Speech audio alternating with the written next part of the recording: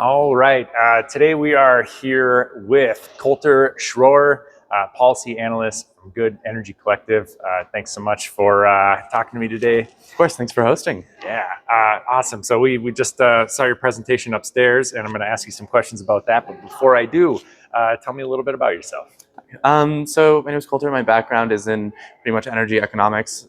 Just finished my master's at Boston University, which is a wonderful group of people there. But I'm mostly just really passionate about the most equitable solutions for net zero and kind of moving us into a future grid that's as equitable and inclusive as possible, and kind of building a better world. And right now that's through nuclear, which I think there's so many exciting opportunities with. Amazing. Well, what's your favorite thing about nuclear energy? My favorite thing about nuclear energy, um, I would say just the innovation that's a part of it. Like I ever since I was young, I really enjoy just looking at new like tech advances, and this is basically just that to an entire new level. You get to see all the new innovations in small modular reactors, all these new innovations in plant designs and safety, and ways in which that people want to make it as good and as good as possible. Kind of like it sounds like the kind of science fiction aspect of it. Yeah, the Futurism. science fiction aspect of it, and I think there's a lot of promise in that science fiction aspect to like kind of imagine a better world through nuclear. I think that there's a lot of doom and gloom out there in the climate movement, which there's some of it makes sense, but like I think that nuclear is a really cool way to be able to say, hey, no, we can imagine a future that's better, that's that uses low carbon and energy sources that can be more community focused and smaller. And so I really enjoy that. Amazing. What's the most common misconception you hear about nuclear energy, and how would you respond to it? The waste, honestly. I mean, there's obviously really reasonable conversations to have about safety and all these other parts of and cost, but I find the most common misconception is the issue of waste, because we really have solutions to it. Most people don't even know that it's stored in a solid form, that it's in casting concrete. Most people don't know that there's never been an accident with commercial fuel in the entire history of the industry across the world.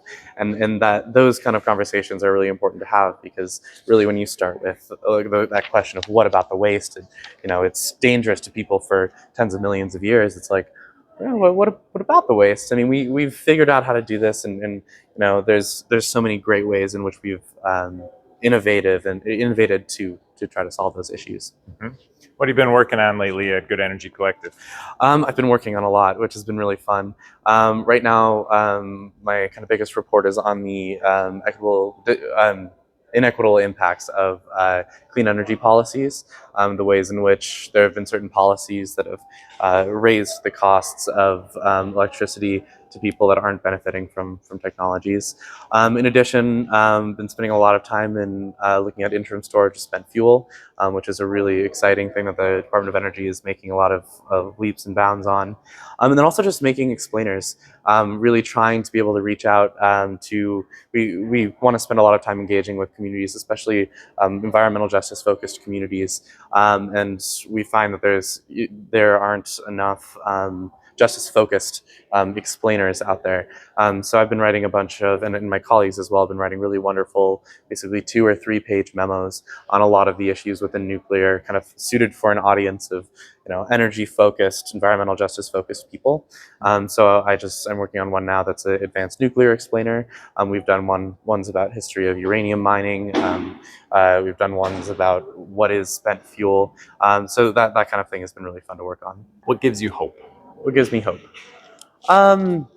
Honestly, talking to people who are really passionate about solutions. It's for me. I love conferences like this. I love talking to people, because at the end of the day, like, I don't have too much hope in our political systems, but I have a lot of hope in the people that are trying to make things happen for the better. And that's the thing about the nuclear community that's so wonderful, is that, so many of the people that I've talked to, they have different opinions on how to communicate, different opinions on particular topics. But at the end of the day, it's people who really, really care about the world and are really brilliant in trying to create new solutions. And I think that really for me, what gives me hope in general is just the people, both inside and out of the nuclear community. That's kind of what keeps me going every day. Great. How is nuclear energy compatible with justice movements, social justice, environmental, climate justice? So nuclear energy has some work to do when it comes to social justice, but for me, I find that it's um, for a lot of reasons, it can really serve a role in kind of creating a more equitable grid. First of all, by decreasing blackouts, as I found in research that I've done in other organizations as well, that have found that blackouts have severely disproportionate impacts on different communities. Often transmission and distribution and infrastructure is much worse in communities of color and low-income communities. So if you have nuclear, making it so you have less blackouts, I mean, that's saving lives right there. There's also a lot of opportunities for bringing communities up through the clean energy transition, because really at the end of the day, we need to get rid of all fossil fuel sources, which means that communities that rely on jobs from fossil fuel sources are going to be left behind unless we have plans. And I think one of my favorite ways in which nuclear really fits into that conversation about equity is coal to nuclear. Because you have a group of people that are really passionate, they're used to working in industry, they have a lot of experience with the energy system, but we're not going to be able to keep their jobs unless we move them to something else. So I think coal to nuclear is a really cool way in which the environmental movement can say, there is a place for you here. You don't have to say goodbye to your communities, goodbye to your spaces. We can decrease your pollution. We can give you higher paying jobs. And we can save a lot of these communities that are really going to struggle in the coming years as a part of the clean energy transition. Great, I love that. Any final thoughts?